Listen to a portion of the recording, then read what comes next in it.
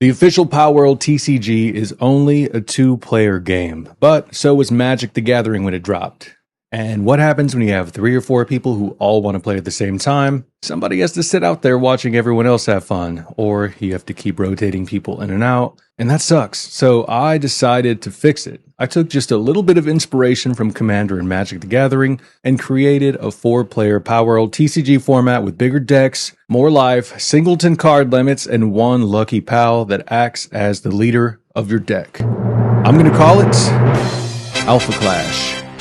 And honestly, this might end up being my new favorite way to play the Palworld TCG. But before we get into the rules, this is obviously not an official format. I haven't tested hundreds of games. There's no real balance. I haven't even locked in every possible interaction.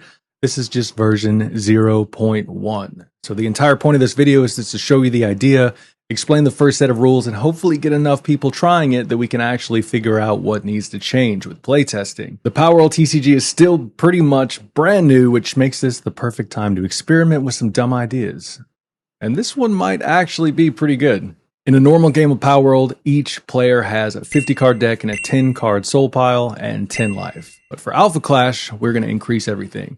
So each player is going to bring an 80-card main deck and a 20-card soul pile. I really initially thought about starting everyone at 20 life, but that might be a little bit too much. The TCG already has lucky pals that can stop damage when they're revealed, and the larger deck gives everybody a much bigger buffer before decking out from attacks. So for this first test version, I think everyone should start at 15 life.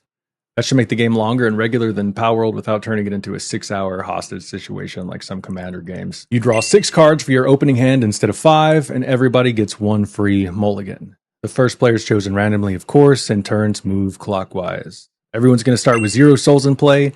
Everyone draws on their first turn, and I'm not sure if I want to implement this or not, but I've been playing with the idea of making it to where nobody can attack until every player has completed their first turn. That way, players 1 through 3 can't just gang up on player 4 on the first turn, but it's open for debate. But it should keep the opening fair and stop one player from immediately just beating the hell out of player 4. And now we get to the alpha parts of Alpha Clash. Every deck chooses 1 lucky pal to be its alpha pal. This isn't dissimilar to choosing a commander in Magic the Gathering.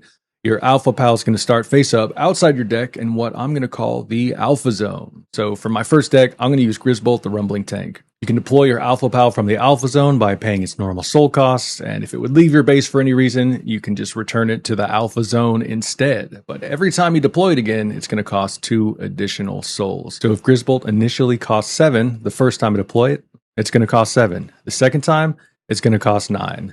Then 11, 13, and so on. It's basically the Palworld version of Commander Tax. And before anybody asks, your Alpha Pal does not get its own special 6 pal slot. You can still only have 5 in the base. Having a giant lucky pal that you can repeatedly play is already strong enough. It doesn't need its own VIP parking space too. And the next major change is deck construction. So the long-term goal for Alpha Clash is to be a completely singleton format. So that means your deck can only contain 1 copy of each complete card name. 1 copy of each pal, 1 copy of each gear, 1 copy of each structure, 1 copy of each event. Now, of course, you can still use multiple versions of the same pal as long as the complete card names are different. So if 2 Foxbarks have different subtitles, you can use both. You can't just use 2 copies of the exact same Foxbarks card. The only problem is, at least with this first set, is that the TCG only has 1 booster set and a couple of trial decks. So there's not quite enough unique cards for every color combination to build a full 80-card singleton deck without using basically every legal card available. So the deck building rules are 80 cards, up to 2 colors, plus colorless cards, 1 copy of each complete card name, 1 lucky alpha pal outside your deck. So during your turn, you are going to choose which opponent you are attacking. Once you attack them, they become the defending player for that battle. So only that player can block, use quick effects, or play interrupt cards during the battle. But that is up for debate. If you think it'll be more fun to allow any opponent to play quick effects, we can do that as well. That's the whole part of playtesting. I think taunt cards should also only apply to the player who controls it. So if I decide to attack a player, let's say they're player 2 and they have a pal with taunts, I have to attack that pal if it's a legal target. But player 3 can't use their taunt pal to force me to attack them instead of attacking player 2. The defending player is basically treated as your opponent for that particular battle. Cards that specifically say each player or all players affect everybody who is still in the game. And this is another area that we really need some testing on because some cards could become completely disgusting if they hit all three opponents at once. So for instance, something like the pump action shotgun, totally crazy. It's pretty much, as far as I can tell, one of the only board wipes in the game, and dealing 1200 damage to every single pal besides your own, pretty good. So for my first test deck, I built the red and blue Grisbolt Armory control deck. Basically, Grisbolt has Assault, which means it can attack standing pals, and that should be pretty useful in multiplayer because players are often going to keep their best pal standing so they can defend themselves during their other 3 turns. The deck uses cheap pals and structures to generate materials and card draw pretty easily.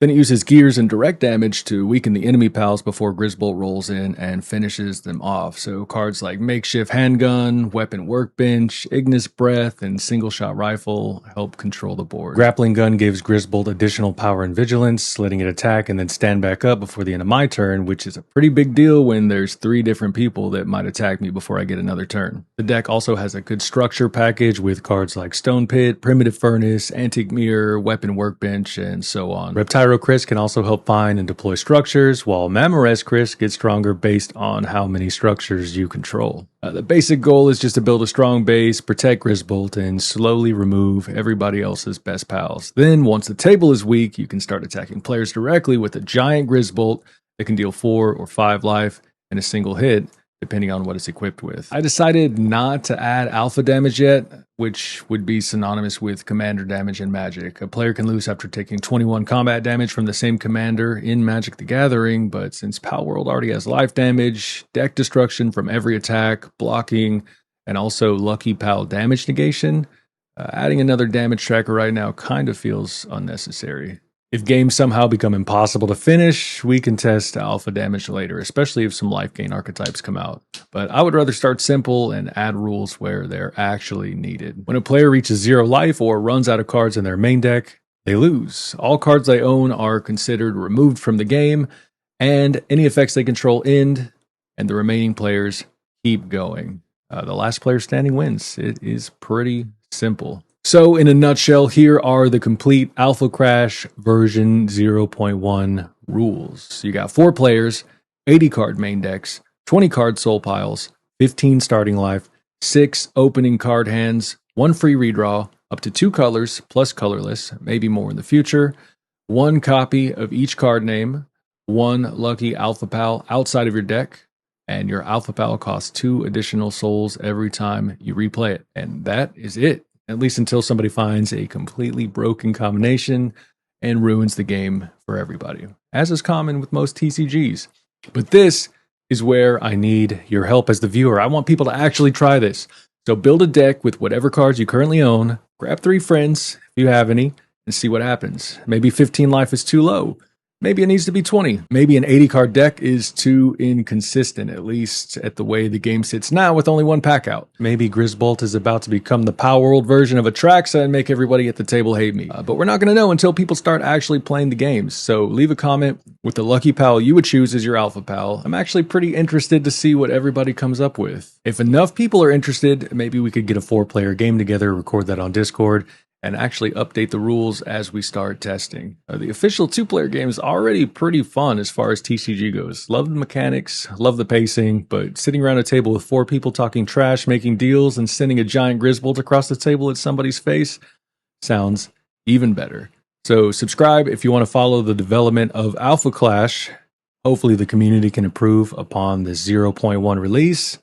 And I will see you in the next one. Oh, also, we've been making videos for just 5 days now, and we've already had such a positive response. I love the Palworld community. I'm proud to be a member, and I'm proud to support something that's finally bringing a little competition to Pokemon, at least competition that they can't sue into the ground and kill before it even gets a foothold.